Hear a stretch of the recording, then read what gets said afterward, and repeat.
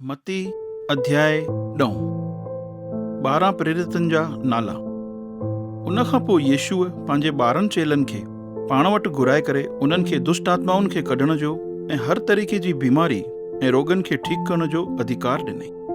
इन 12 प्रेरितनि जा नाला इहे आहिनि। पहिरियों शमोन, जेको पतरस चवाइजंदो आहे, ऐं उन जो भाउ अंद्रियास, जब्दीअ जो पुटु याकूब ऐं याकूब जो भाउ यूहन्ना, फिलिपुस ऐं बरतुलेमे, थोमा ऐं महसूल उगाड़ींदड़ मती, हल्फईअ जो पुटु याकूब ऐं तदे, शमोन कनानी ऐं यहूदा इस्करियोती, जंहिं यीशुअ खे अॻियां हली करे धोखे सां पकड़ायो।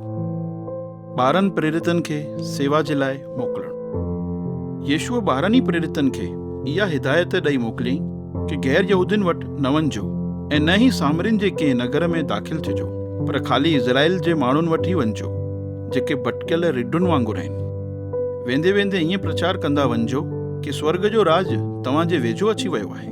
बीमारनि खे ठीकु कजो, मुअलनि खे जिंदो कजो, कोड़ियुनि खे शुद्ध कजो ऐं दुष्ट आत्माउनि खे कढिजो। तव्हांखे मुफ़्त में ॾिनो वियो आहे, मुफ़्त में ॾियो। वेंदे वक़्तु पाण सां गॾु ॿटुनि में न सोन जा, न चांदीअ जा, न ई टामे जा सिक्का खणी वञिजो। सफ़र जे लाइ न ॿटूं, न कपिड़ा, न जूता ऐं न लट खणो, छोकी मजूर खे उन्हनि जी रोटी मिलणु खपे। तव्हां जंहिं बि नगर या गाम में वञो त इन ॻाल्हि जो ध्यानु रखिजो कि उते केरु लाइक़ु आहे, ऐं जेसिताईं उतां विदा न थियो तेसिताईं उन ई घर में रहिजो। घर में दाख़िल थींदे वक़्तु उन्हनि जे लाइ सुख ऐं शांती घुरिजो। जेकॾहिं उन घर जा माण्हू लाइक़ु हूंदा त तव्हांजी आसीस उन्हनि जे मथां रहंदी। अगरि उन घर जा माण्हू लाइक़ु न हूंदा त तव्हांजी आसीस तव्हां वटि वापसि मोटी ईंदी। अगरि कोई तव्हांजो स्वागत न करे ऐं तव्हांजी न ॿुधे त उन घर ऐं नगर मां निकिरण जे वक़्तु पंहिंजे पेरनि जी मिटी उते छंडे छॾ। मां तव्हांखे सच थो चवां कि न्याय जे ॾींहं ते उन नगर जा माण्हू सदोम ऐं गमोरा जे नगरनि जे माण्हुनि खां वधीक सजा भोॻींदा। अचण वारियूं मुसीबतूं। मां तव्हांखे रिढुनि वांगुरु भेड़ियनि जे विच में थो मोकिलियां। इन करे नांगनि वांगुरु चालाक ऐं कबूतरनि वांगुरु मासूम ठहो, पर तव्हां उन्हनि खां सावधान रहो। तव्हांखे यहूदी महासभाउनि जे हवाले कंदा ऐं उहे तव्हांखे पंहिंजे प्रार्थना घरनि में चाबुक सां कुटाईंदा। मुंहिंजे करे तव्हांखे हाकिमनि ऐं राजाउनि जे साम्हूं पेश कयो वेंदो, ताकी तव्हां मुंहिंजे बारे में उन्हनि खे ऐं गैर यहूदियुनि खे ॿुधाए सघो।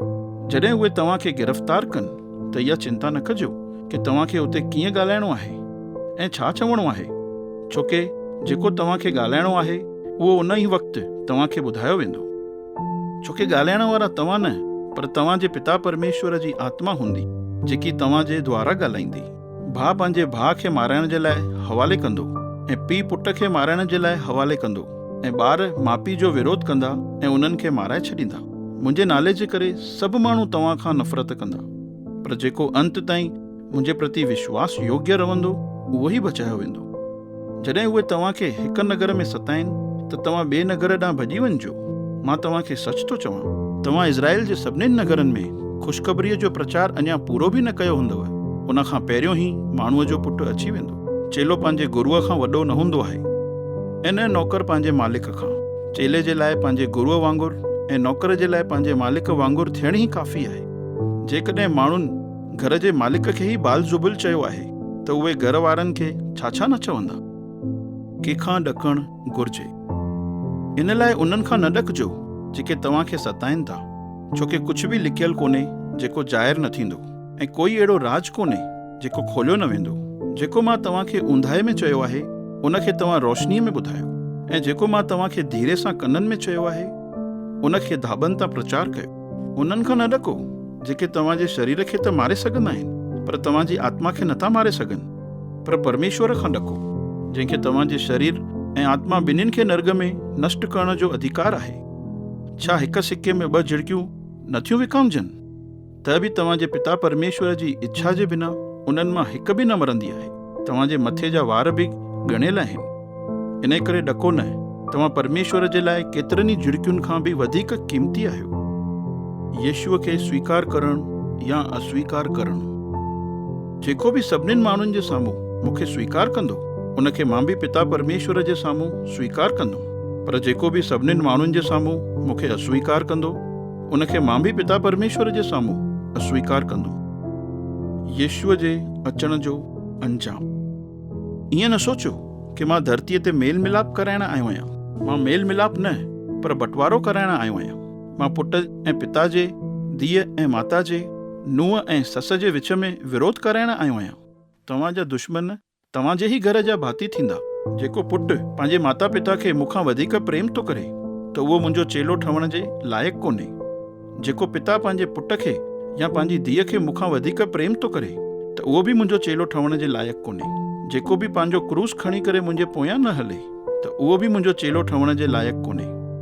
जेको पंहिंजी जान खे बचाइणु चाहींदो उहो उनखे विञाईंदो, पर जेको मुंहिंजे करे पंहिंजी जान खे विञाईंदो उहो ई उनखे बचाईंदो।